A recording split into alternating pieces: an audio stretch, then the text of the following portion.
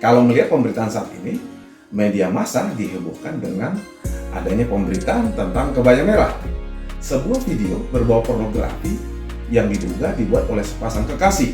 Dan selanjutnya, video berbau pornografi tersebut disebarkan di jagat maya atau media sosial.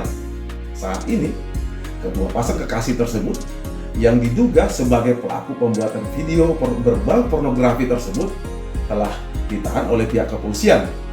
Kabar terbaru, si pemeran wanita yang merupakan salah satu terduga pelaku pembuatan video berbau pornografi tersebut merupakan salah satu pasien dari rumah sakit jiwa. Pertanyaannya, bagaimana sebenarnya aspek hukum terkait dengan kasus kebaya merah?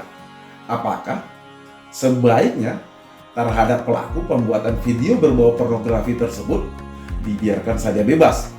Karena toh juga tidak ada pihak-pihak yang merasa dirugikan atas dibuatnya video tersebut. Lalu, apakah ada dampak atau konsekuensi hukum jika benar salah satu terduga pelaku dalam pembuatan video berbau pornografi tersebut merupakan pasien dari rumah sakit jiwa? Pada kesempatan ini, saya akan mencoba untuk membahas tentang ketentuan hukum yang mengatur tentang beredarnya video berbau pornografi tersebut dari beberapa sudut pandang. Pertama, pihak pembuat video atau orang yang ada di video berbau pornografi tersebut. Yang kedua, pihak yang menyebarkan video berbau pornografi. Dan yang ketiga, pihak yang ikut mendownload video berbau pornografi. Untuk mempersingkat waktu, saya akan mencoba untuk membahas satu persatu terkait pertanyaan tersebut sebagaimana telah saya sampaikan tadi. Pertama, pihak pembuat video atau orang yang ada di dalam video berbau pornografi tersebut.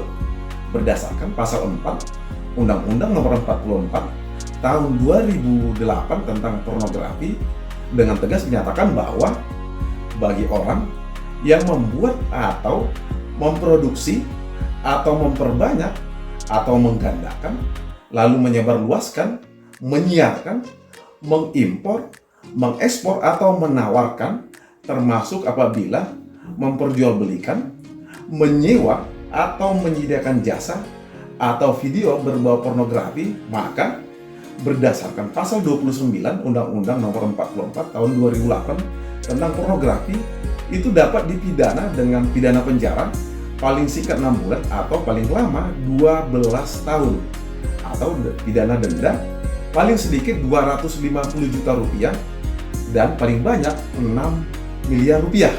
Lalu, berdasarkan pasal 30 Undang-Undang Nomor 44 Tahun 2008 tentang pornografi dengan tegas menyatakan bahwa bagi orang yang menyediakan jasa pornografi dapat dipidana penjara paling singkat 6 bulan dan paling lama 6 tahun dan atau pidana denda paling sedikit 250 juta rupiah dan paling banyak 3 miliar rupiah.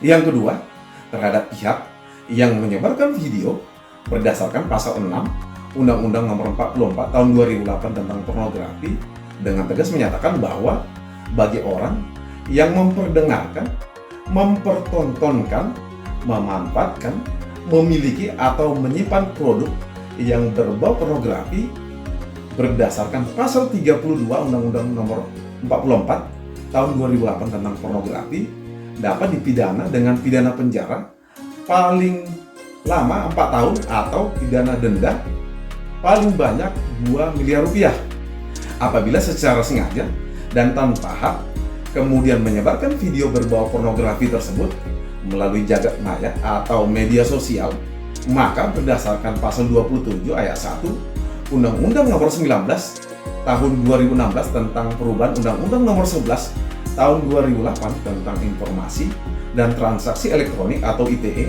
Junto pasal 45 ayat 1 Undang-Undang Nomor 19 Tahun 2016 tentang perubahan Undang-Undang Nomor 11 Tahun 2008 tentang informasi dan transaksi elektronik atau ITE dapat dipidana dengan pidana penjara paling lama 6 tahun atau denda 1 miliar rupiah.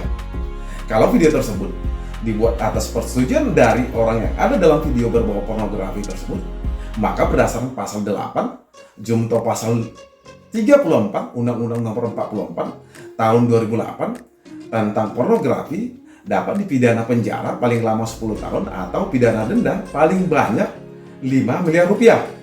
Hal yang teman-teman perlu ketahui, sekadar mendownload atau mengunduh video berbau pornografi pun itu dapat dipidana berdasarkan pasal 5 Junto pasal 31 Undang-Undang Nomor 44 Tahun 2008 tentang pornografi dengan ancaman pidana penjara paling lama 4 tahun dan atau pidana denda paling banyak 2 miliar rupiah.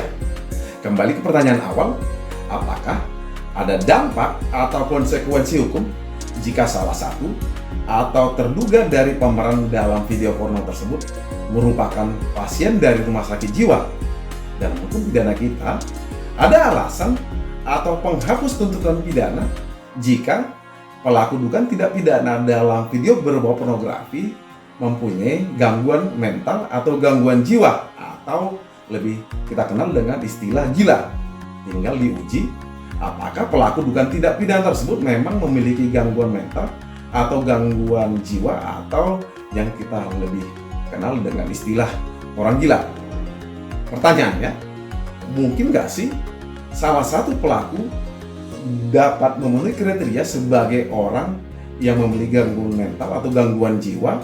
Apalagi kalau misalnya hasil video dari yang berbau pornografi tersebut kemudian untuk dijual dan berdasarkan pemberitaan di media massa masih banyak video berbau pornografi yang sebelumnya telah dibuat namun belum sempat diedarkan atau diperjualbelikan.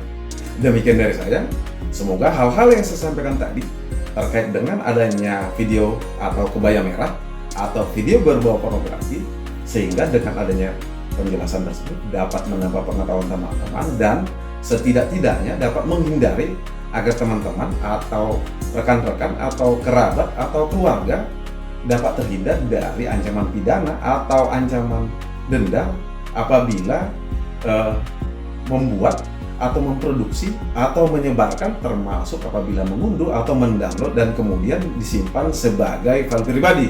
Karena sebagaimana telah saya sampaikan tadi, ada ancaman pidana penjara bahkan denda bagi pelaku sebagaimana telah saya sampaikan tadi. Salam dari saya.